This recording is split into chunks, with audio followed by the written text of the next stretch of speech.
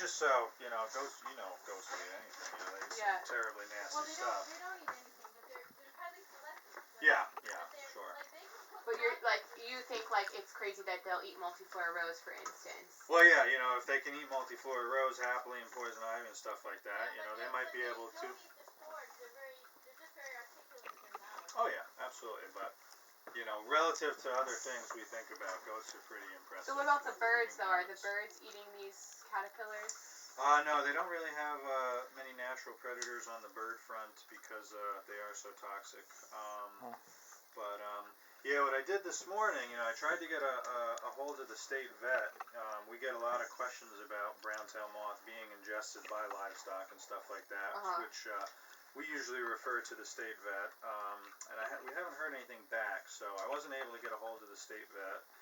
She's away right now, but I did get a hold of another person that works as a livestock specialist, and fortunately there were no horror stories that they had to share of any horrible, or she had at least, anecdotal, any horror stories to share about browntail moth incidents with livestock. So that's a fortunate thing. So not just ingesting, but also just experiencing itches or that. Yeah, I think unless it's a really heavy exposure, just having that fur coat, helps animals prevent from getting the skin irritation.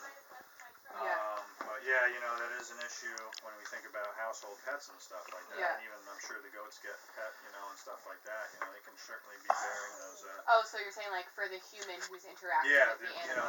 That's an issue. So you do have to be careful. Yeah, on your arms. Yep. Forearms. Yeah, milking and stuff. Yeah, household pets can certainly come in contact and then pass that along to humans if they're being handled or pet. That's interesting. I have a cat. I wonder. So many things to worry about. Is on the tree front, is there much concern that the browntail moths are going to significantly damage the oak population? Well, it's kind of interesting. We're starting to see some significant damage. I mean, there's thousands of acres that are visible from the air during our aerial survey now. Oh, wow. So, most of the damage is restricted to the oaks on the coast. Their preferred food source and their preferred habitat, really. Oaks are pretty well equipped to handle defoliation or drought. I understand.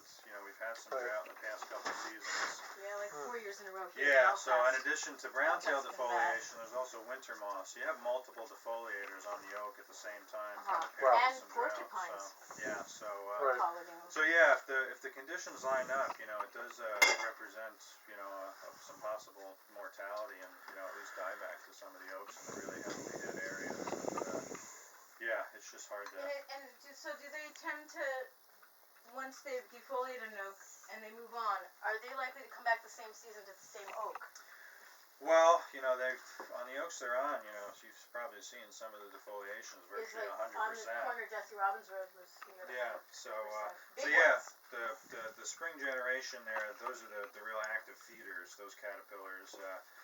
They feed heavily until, they're pretty much done feeding, so they pupate, and the adult moths will be flying pretty soon, if not already in some areas. So that's the bulk of the damage. And then they get a second hit. Yeah, the second generation, they don't do a ton of feeding that season because they actually overwinter as caterpillars in those little winter nests. So they just do enough feeding to. I thought there were eggs in those little winter nests. No, they're actually immature caterpillars. Young caterpillars. They look like little white granules. Immature caterpillars. Is the right thing, the little white granule looking stuff? Well, I'm not sure. I mean, they're distinct caterpillars, in those nests. Okay, well then maybe the nests that I was taking off are used nests. Yeah, could be something else going on there. I didn't find little caterpillars in them. Yeah. I mean, they're small, but they do overwinter. Except that the ones that hatched out here, they were those little nests, and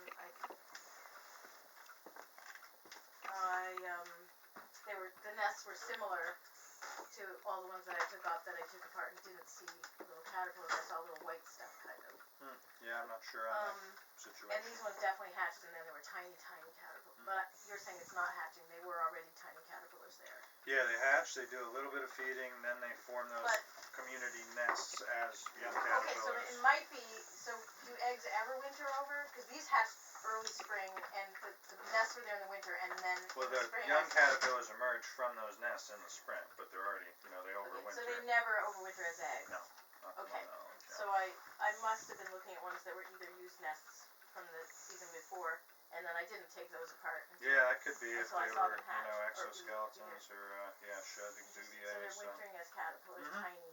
Yeah, that's So I'll have their to look at more strategy. nests this winter when I take them off people's fruit trees. Yeah, absolutely. So. And how are the little spines on the tinies? Because I've been like squashing with my hands and not having a problem. Yeah, well, it gets worse the larger the caterpillars get. So the real, young caterpillars are not, and then Not so just bad. as a product of the sheer size of those mature caterpillars, they do pack on those hairs. So those are the ones, towards the end of the feeding season that And really don't want to get any of them in your shirt. cause the damage. No, I haven't had a reaction personally. I haven't, tried not to be exposed, but I've seen plenty of pictures in there. They're pretty gruesome. So.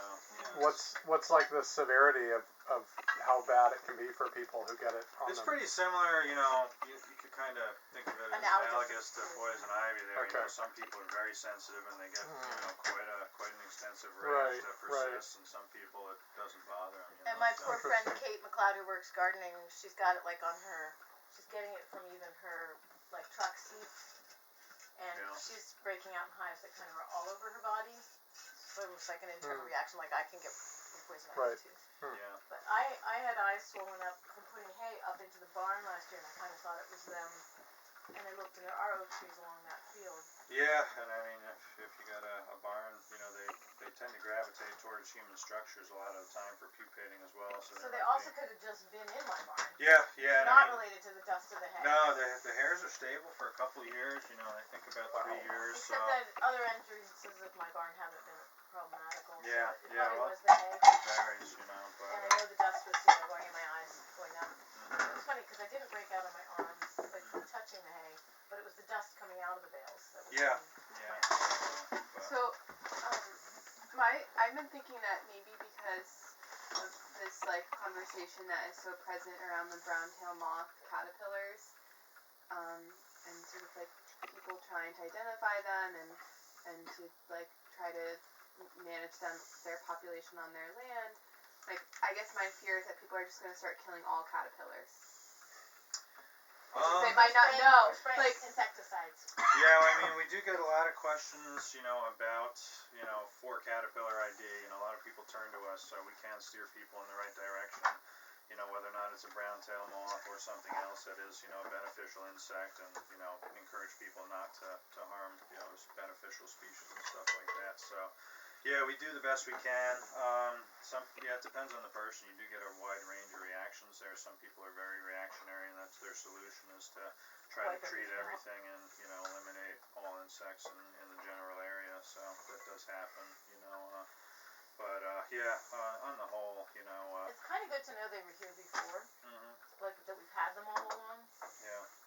Yeah, but, insect populations do some interesting things and fluctuate, so, So what about the mosquitoes this year? Well, they're breaking records here. Yeah, well, this is I've been my around first since spring in 82 Maine, in Maine, so. and I haven't used a bug net since the first year I was here. And that was for the black flies, because I didn't have black flies in New Jersey. I was already acculturated to mosquitoes. And this year, I'm bringing a bug net out with the goats.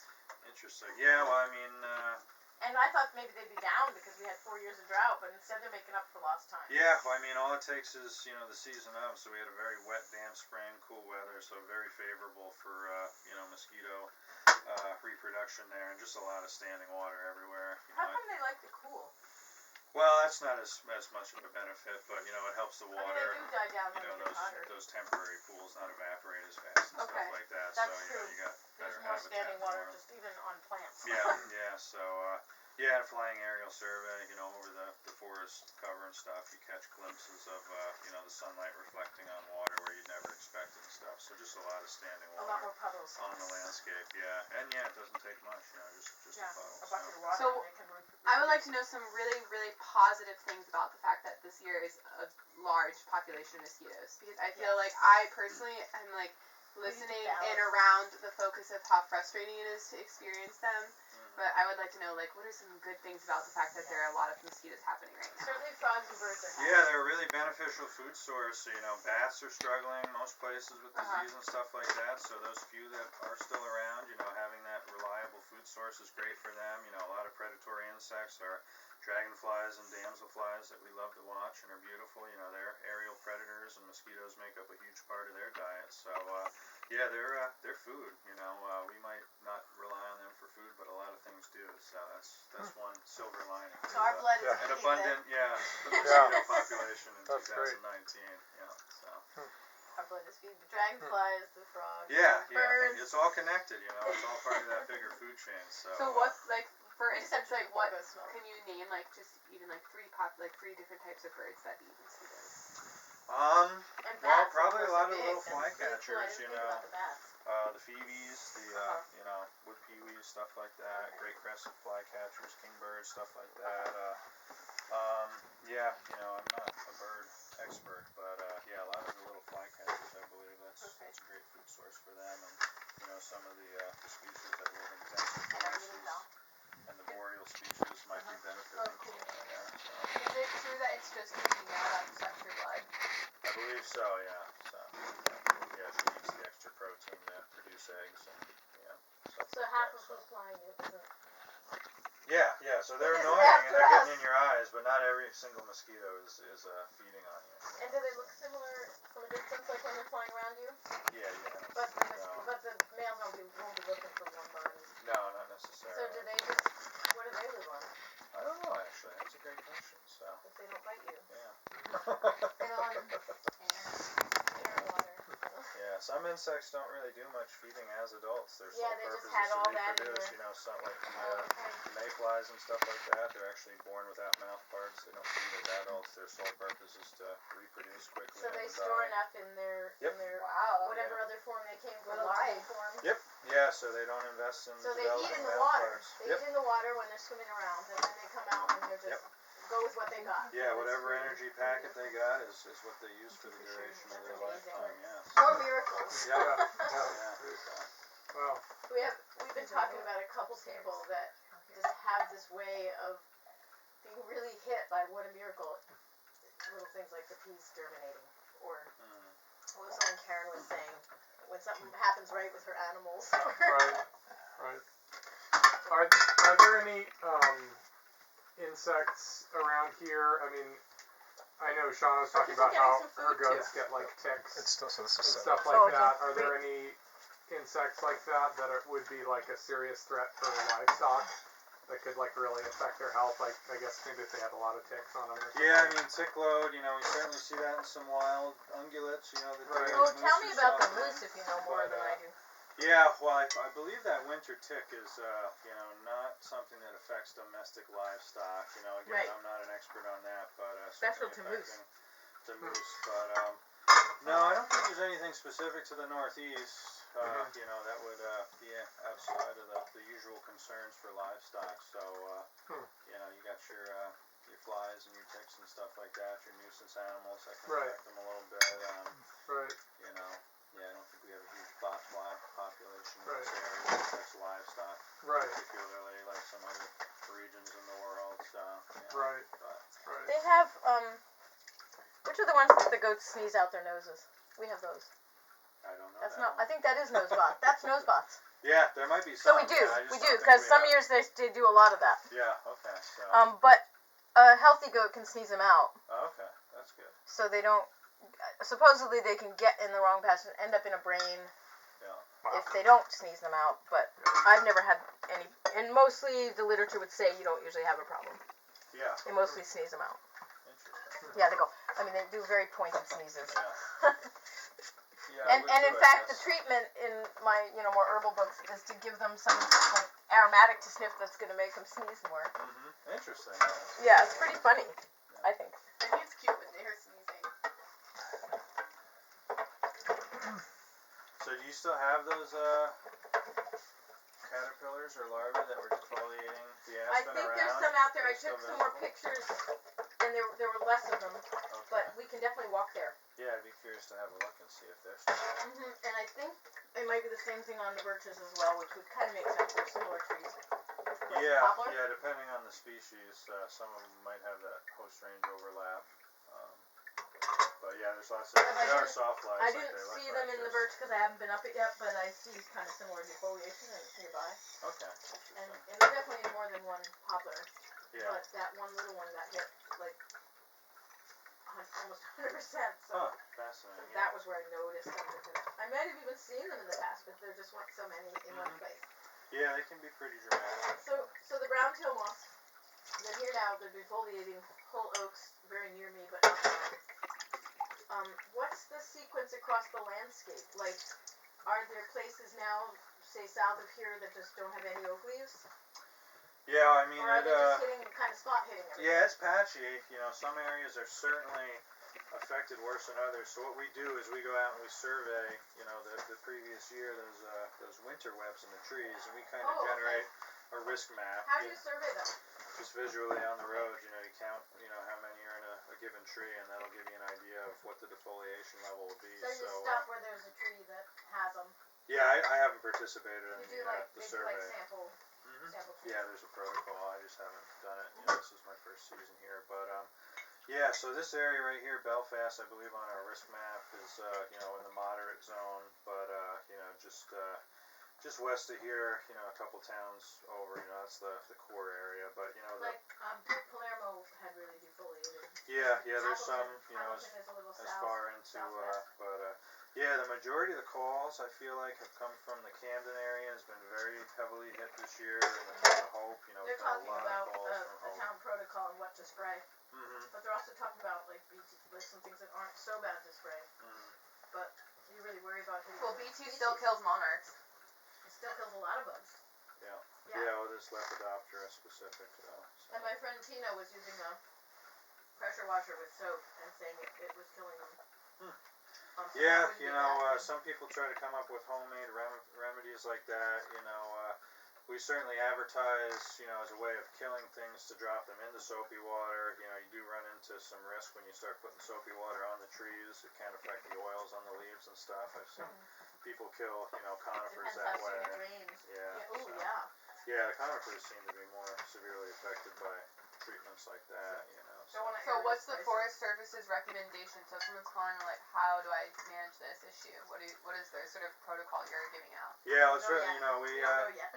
yeah, it's a difficult project to manage, you know, because by the time most of the complaints roll in, it's, you know, when the damage has already been done and the caterpillars are already mature, so they're kind of beyond the point of treatment. So as young caterpillars, if you get them at the right time, you can spray with products like BT that are ingested. So you are recommending that spray as of, like, not you specifically, but the Forest Service is recommending that?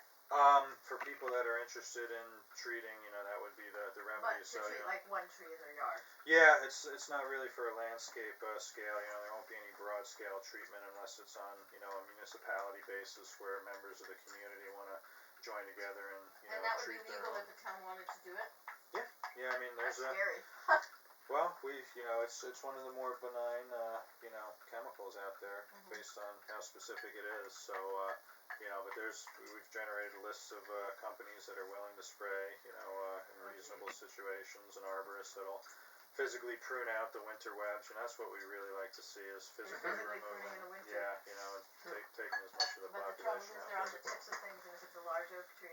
Yeah, well, there's certain things homeowners can do. You know, there's certain things that require an arborist with a bucket truck or, you know, the equipment to climb and can Someone get was recommending shooting them down.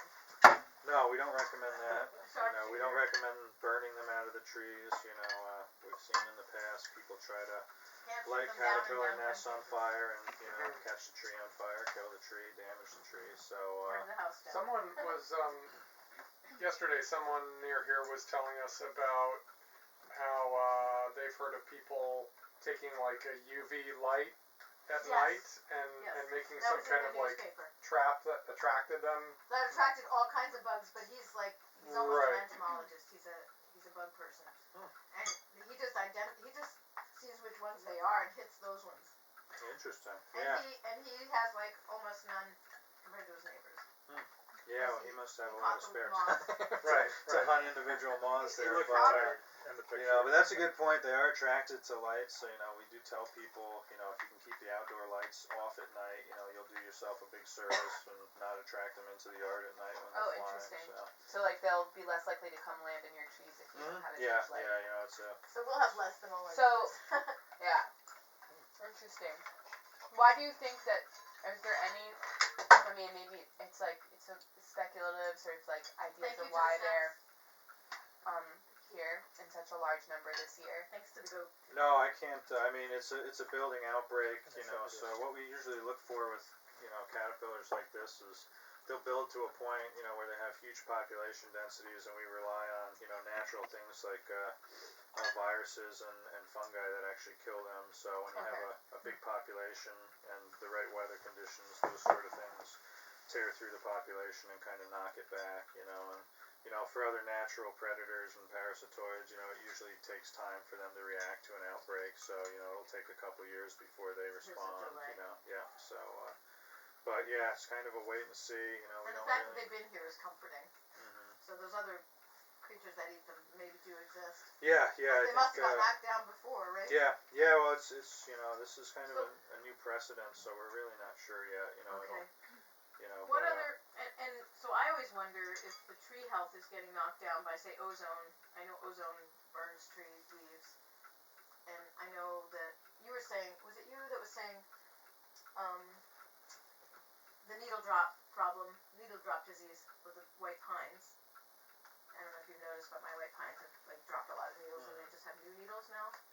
Well, they're not really supposed to do that, and that I had read that maybe that was because of the ozone, and then you said no, they're connecting a fungus to it. Was that you? Yeah, I mean, ozone could be a but it also could contributing be that a factor, fungus happens to be there because they're losing energy from something yeah, I mean, else. stress trees are certainly, you Targets. know, vulnerable, you know, to all sorts of things, so, yeah. So I'm wondering if there's some other stress why the caterpillars are jumping in, you know? Yeah, I mean, that could But be they part also of look it. pretty good, Hard to I would say. say. Yeah. Even in the droughts, they're pretty drought tolerant. Yeah, yeah. So, But yeah, we exactly. definitely have had that stress of the droughts. Yeah, yeah, so. I know the ash trees were, like, the one year it was dry in June, and the ash trees never got full-size leaves. Yeah, the ash doesn't handle droughts well, yeah, so, but. Yeah, but you know, again, with being a cool, wet spring, you know, we've seen a lot of issues with, you know, leaf pathogens on things like ash, you know, anthracnose causing leaf drop on the ash, and, you know, certainly won't help the white pine needlecast conditions, you know, this year and stuff like that. So. Yeah, they casted more here. Yeah. So funguses on leaves, and to me the pictures of ozone damage look very similar. Not sure how to tell what's what. Yeah, well, I mean, it's, you know, you can send us stuff, you know, we do have a pathologist at the lab who's, So I'm seeing the American chestnut suddenly has some leaf surface loss. Something that's either fungus or something. Yeah, we believe, you know, we've gotten some complaints about that, so we believe, you know, it's the same species of anthracnose, again, just a common leaf pathogen that's pretty ubiquitous. Affects oaks, it also affects chestnuts, so. Yeah, I mean, most species of trees have a specific species of anthracnose that affects them, so, you know, really I didn't know if the beech and the American chestnut might cross over. I don't know about the anthracnose for them, but, you know, sycamores are a really great example for What would American anthracnose. chestnut blight look like? Do you know? Well, basically it's cankers on the stem, so you'd see, you know, a deformity on the stem with cracked bark, and, you know, at the right time of year you'll see... Stem as in the trunk? Yeah, or any or of the bark branches, areas? yeah, or, you know, branch unions and stuff, so... So it's definitely like just a leaf thing. Yeah, yeah, no, And first, there's those little holes, and I think it's the black beetle that does the oaks. It definitely does the elms, because I've seen them jumping around when I'm up in elms. The little tiny black beetles.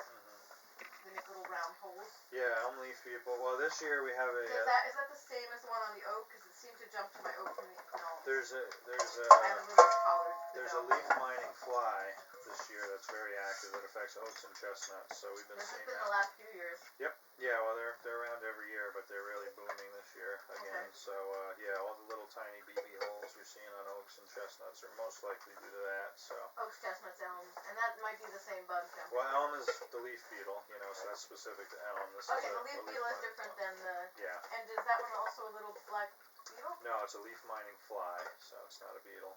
So is it a caterpillar when it's eating, or the flies are eating the holes? No, the adult female flies do the damage to the leaves. So. Okay, so that's why you don't see the bug. No, there's no evidence of... It's just hitting leaves. Yeah, it's affected well. It's a really small developing leaf, and then, yeah, it doesn't manifest until the leaves expand. I saw the beetles jumping on the elm always, and then I saw the holes in the oak, and I didn't see caterpillars, so I thought it must be the big bug. What's it called? It's the oak, Browntail Moth. That's great. I wonder if we should go out and look at your apple tree out in the garden, Shauna. The one that's got some like dieback on the top. The one that the sapsucker is sucking every single morning that Gabrielle watches. Right. And the birds showed her where their nest is down in a tall poplar towards the tree.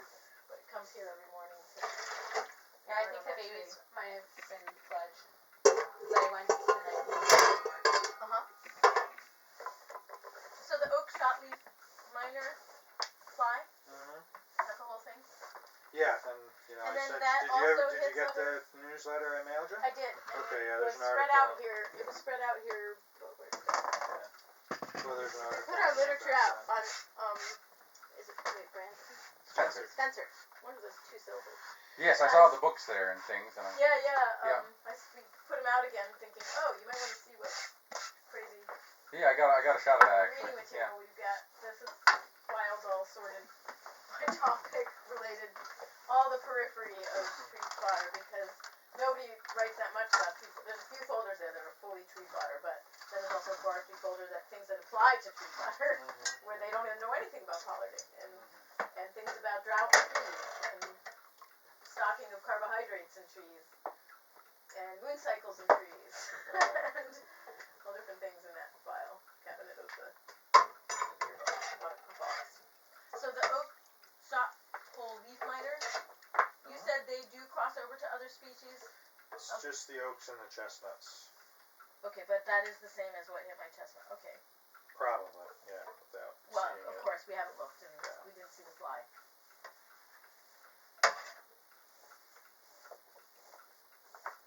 Great. Great to know what's doing that. Yeah, and it's dramatic to the eye, but it's not a significant, harm to the tree. Yeah, so. Except that I had, when they hit really hard over there on that little oak, was my first pollard tree, multiple branches, and then I decided to try to make balls out here that sprout. And it was the year that I hit it hard, and then it hit the sprouts so hard, it looked like late. And so it really set back the growth the first year. Yeah, It was small fine for my trees. pollarding, it wasn't good timing, But this year it looks okay. It still has holes, but not nearly as bad. And so I feel like we've covered browntail moths pretty well. What about, are the woolly adelgids that are getting hemlocks? They're not here. Are they getting, how close are they and what's happening with them? They're in southern Maine. I don't know the northern extent of their range by memory, but they're not, they haven't moved much since they've been found here, so they're kind of holding steady for the time being, I would say. But They still have hemlock trees down there? Are they killing them? What's happening with them? I don't think there's any mortality, yet. Oh, okay. Hemlock woolly adelgid, it's less severe in the Northeast compared to places, in the mid-Atlantic coast there, where they have very, very extensive mortality, landscape-wide. So there certainly is some in certain areas, pockets in New York, but as far as southern Vermont and southern Maine, I don't think there's So are much we like in the middle of the range of hemlocks here? Like what is the range of hemlocks? Do they go down south? I don't think so. Yeah, well, there's the eastern hemlock makes its way to the mid-Atlantic coast. There's the Carolina hemlock, in that mid-Atlantic coast. Okay, so there's other hemlocks further down. Yep, yeah, so, Because I grew up in New Jersey, I don't remember a lot of hemlocks. yeah, they're not super common there, but they do naturally occur there where there's, forests. The right soil conditions, because they